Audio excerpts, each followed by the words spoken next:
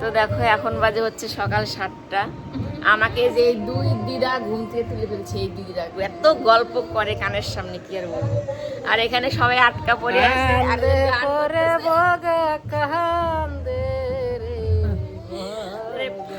ফাঁসে গেছে পুরা, এরা নিচে নামবে পারতেছে না, গেট তালা মারা। ওই একটা শুয়ে সে গান করতেছে। ওই যে আর একটা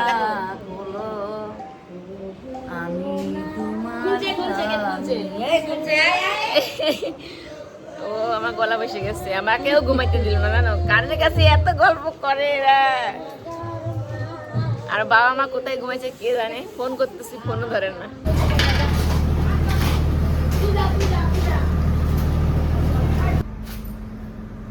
আজকে সব সাফাই কাজ চলছে, সাফাই অনুষ্ঠান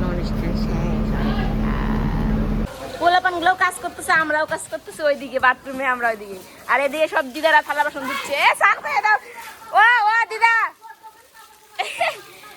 সবাই খেতে চান, কাদা খালা তবে স্নান, ঠিক আছে? এগুলো সব করা হয়েছে, সবার তো দিতে হবে। আর এদিকে দেখো, এদিকে একটু দেখো কিরে কি অবস্থা আছে সবাই। দেখো ওই ফোনে জল দিস না রে, এই দেখো আমাদের অবস্থা। এই দাদা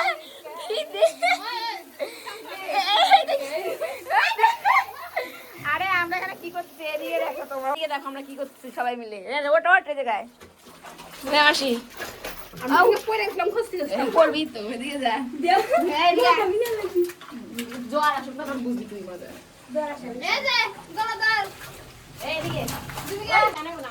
বলছিলাম না কালকে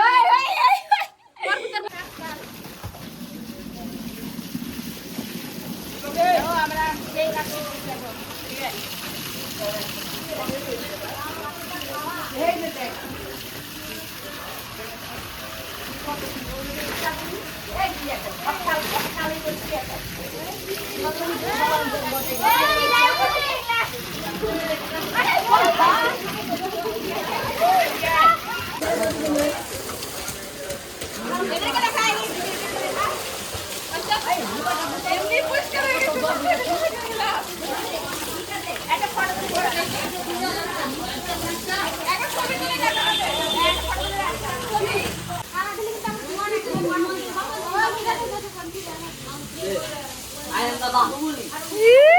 বাহুবলী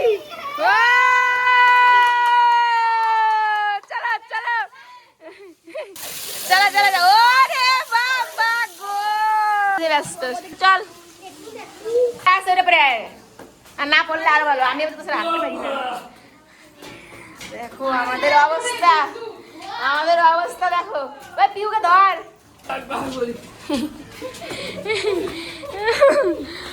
মা গো মা গো।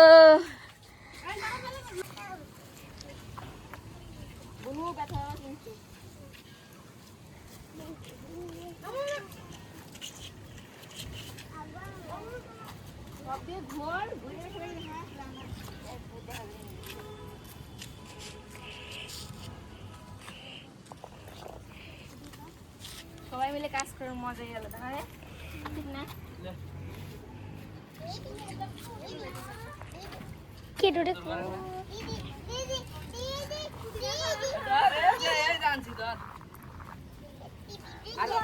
আরো দুয়ার আছে,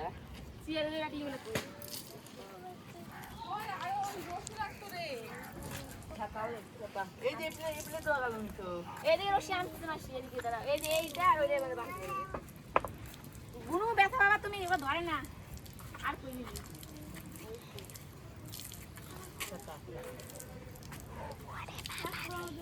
এ বম্বলটা দিবি নিবে,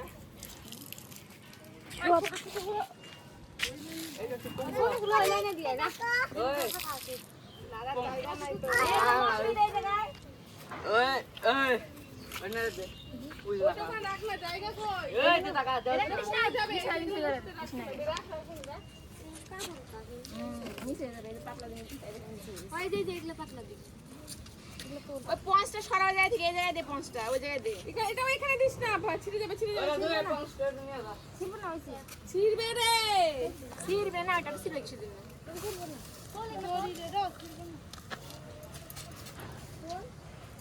পঞ্চটা সরা, এদিকে একটা জিনিস দরকার। আরে ভেজা আছে, নিয়ে যাস না, উল্টায় দে। এই ল, পঞ্চগুলো উল্টায় দে।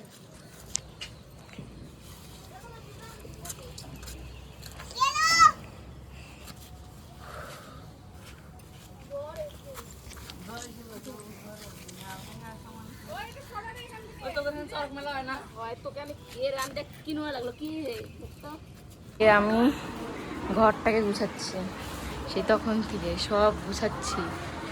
এখন কি এখানে একটু থাকা যায়, এখানে তো আমাদের সব ঠাকুর চলে আসছে, এবার আমাদের তো থাকতে হবে দিক দিয়ে।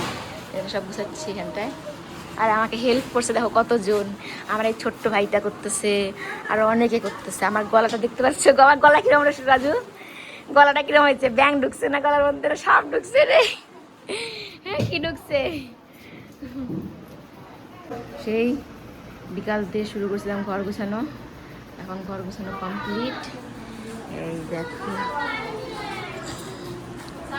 কত সুন্দর লাগছে এখন ঘরটা দেখতে, না রে? এখন কত সুন্দর দেখা যাচ্ছে না?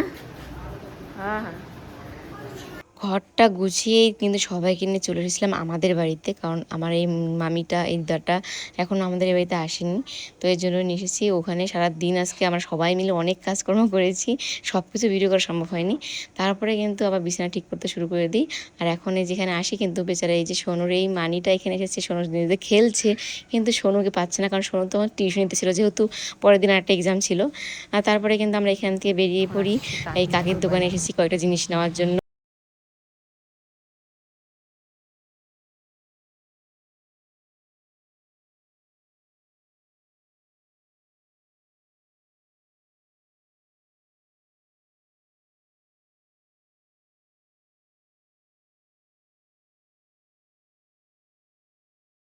তো দোকান থেকে জামা কাপড় নিয়ে টিয়ে বাড়িতে এসে দেখি কীর্তন শুরু হয়ে গেছে। আর এদিকে মেয়েটার চোখ মুখ দেখে আমার খুব খারাপ লাগছিল, এর জন্য ভাবলাম যে আর এখানে কীর্তন শোনা যাবে না বসে বসে, মেয়েটাকে এখন ঘুম পাড়াতে হবে। চোখগুলো দেখো সোনার কেমন হয়ে আছে। এই কদিন ধরে আমি সোনাকে এক ফোঁটা দুপুরবেলা ঘুম পাড়াতে পারিনি, শুধু দুপুরবেলা এখন আমি রাত্রেও ঠিকভাবে ঘুম পাড়াতে পারিনি। ও ছিল ওই বাড়িতে, আমি ছিলাম এই বাড়িতে। তো এর জন্য মাকে বলে আমি এখান থেকে উঠে যাই। তারপরে আমি ঘরে এসে সোনুকে যখন বললাম যে তুমি এই কদিন যে আমাকে ছাড়া ছিলে, তোমার কষ্ট হয়েছিল, এই বলাতে সোনু যে কান্না করে দেয়, মানে কোনো সাউন্ড নেই, চোখে পুরো জল। তারপরে ওকে দেখে সত্যি আমার নিজেরও কান্না পেয়ে গেছিলো। আর এরপরে দেখো সোনু ঘুমিয়ে পড়েছে, ওকে তেল টেলে একদম মালিশ করে দিই। আর তারপরে পরের দিন সকালবেলা দেখো ঘুম থেকে উঠেই এই যে মামি, তারপরে আমার যে ভাই বোনগুলো সবাই চলে যাচ্ছে। আর সোনুর মনটা ভীষণ খারাপ, ভেবেছিলাম থাকবে সোনুর এই ছোট্ট মানিটা, আজকে পরীক্ষা শেষ হবে তারপরে আরামসে দুজনে খেলবে, কিন্তু সেটার হলো না, ওরা আজকে চলে যাচ্ছে। আর এখানে মাসি আর দিদা কদিন থাকবে আর কি, কিন্তু মামা, আর এই যে আমার মামা আসেনি, আমার মামি আর আমার একটা বোন, ও তো ভোগের দিনই চলে গেছে। তো এই যে সকাল সকাল শুধু চা মুড়ি খেয়ে এখন ওরা বেরিয়ে পড়লো, কারণ আজকে প্রচণ্ড গরম ছিল। আর ছোটো ছোটো বাচ্চা কাচ্চা নিয়ে সকাল সকাল যাওয়াটাই ভালো, গাড়ি ঘোড়াতে জায়গা মতো ঠিক মতো না পেলে আর কি খুব অসুবিধা হবে। আর এদিকে দেখো সোনুর মনটা কত খারাপ, খুব কষ্ট হচ্ছে ভেতরে ভেতরে ওর, আমি সেটা বুঝতে পারছি। ও তো খারাপ লাগে, কষ্ট লাগলে কিছু প্রকাশ করে না, ওকে দেখলে সেটা বোঝা যায়। দেখো মনটা পুরো খারাপ। তো আজকে আবার সোনুর পরীক্ষা শেষ, আজকে পরীক্ষা দিলে আমিও একটু শান্তি পাবো। ও এবার যে কি পরীক্ষা দিল আমি নিজেও জানি না, এক ফোঁটা পড়ায়নি।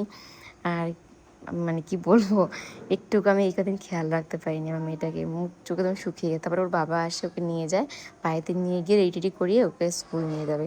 আর আমি এখানেই আছি এই রৌদ্রের মধ্যেই, মেয়েটা এইভাবে যাচ্ছে। বাবু প্রচণ্ড আজকে রৌদ্র, প্রচণ্ড পরিমাণে।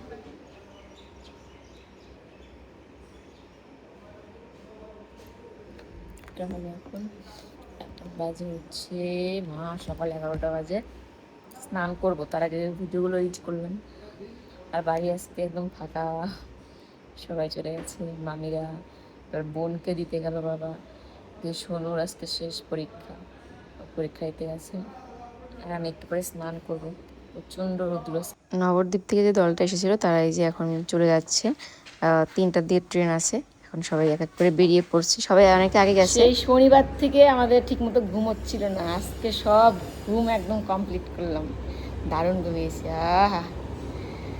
5 দিনের ঘুম একদিনে ঘুমালাম আমরা সবাই, সোনু এখনো ঘুমাচ্ছে। এখন বাজে হচ্ছে 6টার মতো, 5:48। ও ঘুমাইলে চোখ মুখগুলো দেখতে কত ভালো লাগে, আর গলাটা দেখো কি অবস্থা হয়ে আছে। তো আমাদের অনুষ্ঠানও শেষ, আর সোনুর মানিরা সবাই চলেও গেছে, সোনুর পরীক্ষাও শেষ হয়ে গেছে। সোনু বেচারা কারোর সাথে মজা করতে পারলো না, ভালো মতো মন দিয়ে খেলতে পারলো না, কি কষ্ট। আর সোনুর পরীক্ষা শেষ বলে আজকে সোনুকে টিউশনিতে পাঠাইনি। আজকে সোনু কত যে ঘুমিয়েছে দুপুরবেলা, আমার মতো না, এতদিন ঘুমাতে পারবে, আজকে ঘুমাইছে না মানে। এখন কটা বাজে? 9:30 বাজে। এখন আমরা খাওয়া দাওয়া করবো, তারপরে আবার ঘুম। এই কদিন যে ঘুম হয়নি, আজকে পুরো ঘুমিয়ে পুরো একদম সুদে আসলে তুলবো আমরা, তাই তো। কালকে সময় স্কুল আছে, ক্লাস আছে, পরীক্ষা শেষ হলেও ক্লাস হবে, পাঠাবো না একদম সোমবার থেকে, নাকি ছুটি কাটাবো কদিন না দিদুন বাড়িতে না? আমি কয়েকদিন দিদির বাড়িতে থাকবো। তাই রান্না হচ্ছে রুটি রান্না, দিদার মা মিলে রুটি বানালো। এদিকে আমি বিছনার চাদরটা আবার পাল্টিয়ে নিলাম, পুরো কিছু বালি লাগতেছিল, কালকেগুলো ধুয়ে করে দেবো।